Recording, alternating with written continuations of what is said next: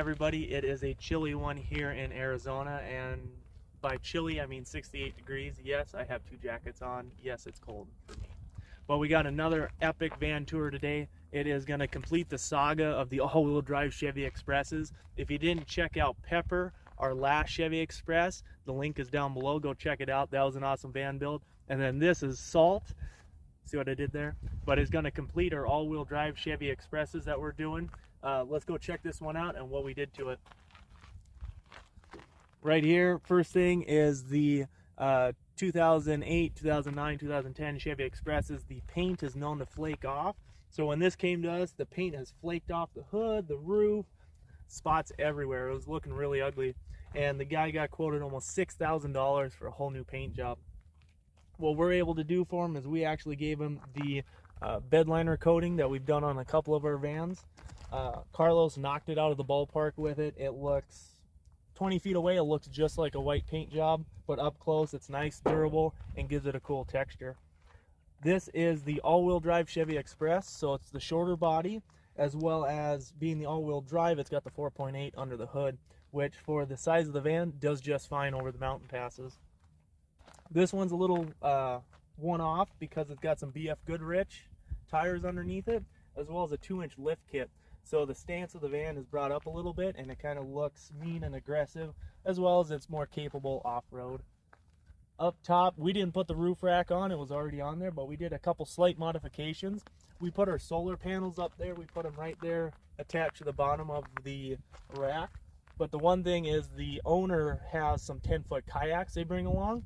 So the one thing we were worried about was the kayaks resting on the solar panels and doing damage. So we put a couple crossbars across the top of the rack. That way it'll pick the kayaks up off the solar panels, but keep it nice and sturdy so they can strap it down and don't have to worry about losing the kayak.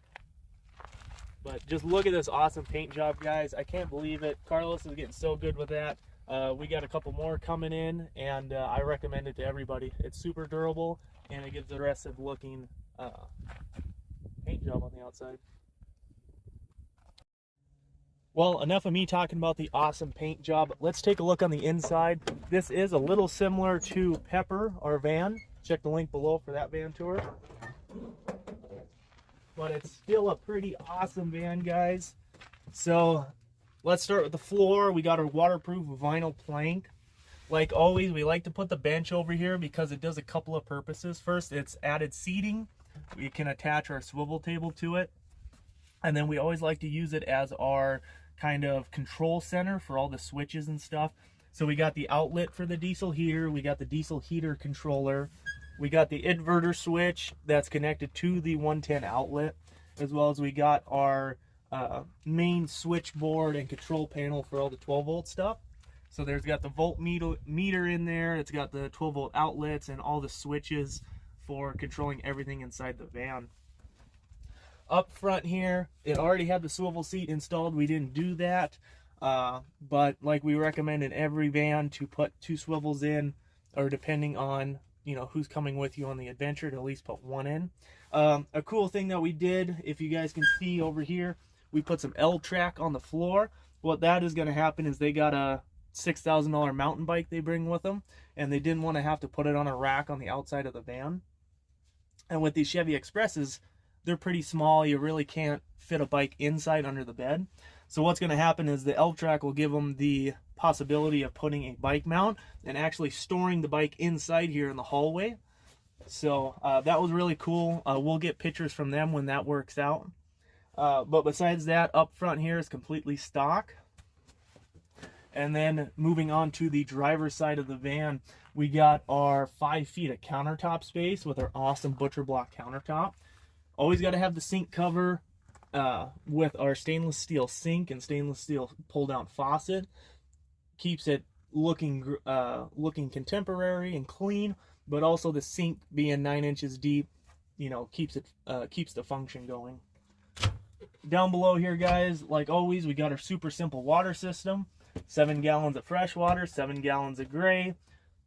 We get asked a couple of times about the gray system. It's completely sealed off. There is a P-trap on the bottom of the sink drain, so you're never going to have any of those gray water smells coming up through the sink and stinking up your camper space.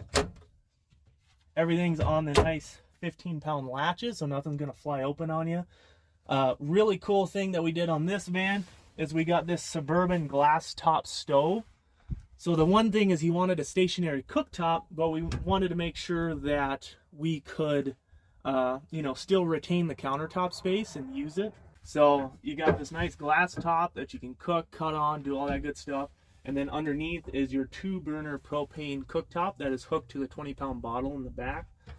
This is a really clean setup. I'm going to recommend this to people going, you know, in this type of direction. I really like this. It's high quality, as well as to be able to retain the countertop space is pretty awesome. Swivel table out of the way. Like always, guys, we got our 55-quart 12-volt fridge in here. So we love using this thing. We love recommending it to people. Super energy efficient, as well as lots of storage. And being the chest style type cooler fridge, you can really stack stuff in there. You know, it takes a little bit more work to get some things out on the bottom, but with these small spaces like this, this is the route to go that we think. Well, guys, real quick, I wanted to show you the swivel table. First of all, get the decor out of here. It's all about functionality, but we really like using the cast iron pipe because it gives us a lot of customizations. We had a guy on our last video ask why we don't use the lagoon table. First of all, cost for people, as well as we really like the cast iron pipe going with the white and black themes of the vans that we do, as well as it's customizable. So if the bench is really high, really short, the table's really long, we can really customize it to our needs of the van. One of the things we always stress to people is having as much storage as possible. So like always on our Chevy Expresses, we like to do the drawers underneath the bed. So this will give you a lot of clothes storage, pots, pans, food storage, things like that, as well as the bench is all open for storage. Back here we have the full-size memory foam bed. So a really cool feature, guys. So we have our normal 8-inch memory foam mattress, full size. One thing the owners wanted though is they wanted a pretty cool feature added. Couch mode? What? So that is really cool. We got some locking hinges on both sides of the bed so they can put it kind of in lounger mode. I thought that was really cool, and we were able to deliver on that feature they wanted. But come take a look in the back, guys, and we'll show you kind of the boring systems part, but people always like to check those out.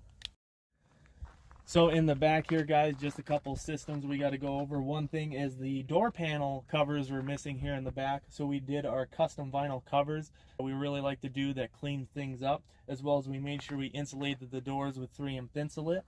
On the driver's side door here, we got our on-demand water heater, so it's hooked up to the water in the front of the van as well as the propane tank. Really nice, creates hot water in about 2 seconds, is really good on the water and the propane side with usage.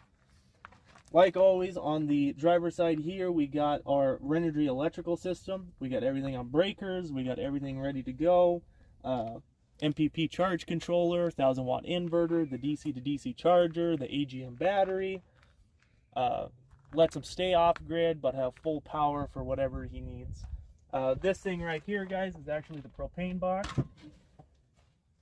So we really like to use the 20-pound bottles just because it's a lot easier to refill as well as just to exchange at any gas station.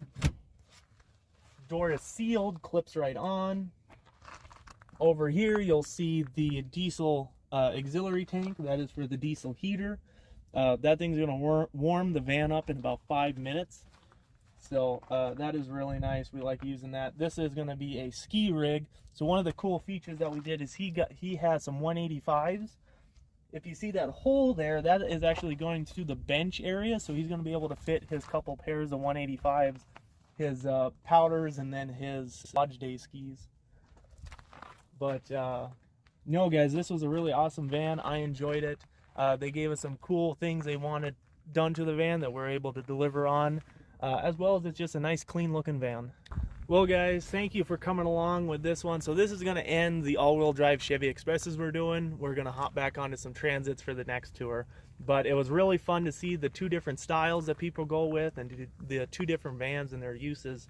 But if there's something you liked on this van, let us know. If there's something you would change, let us know too. We like people's inputs. But stay tuned, guys. We got some really awesome tours and some really awesome content and builds coming up. So make sure you hit that subscribe button to keep following us.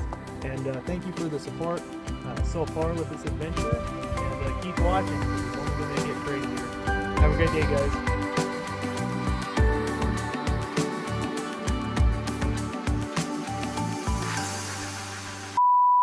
Ooh, is that a camper van? Doing a tour?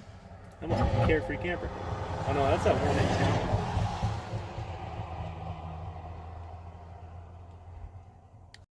town. They were really gawking.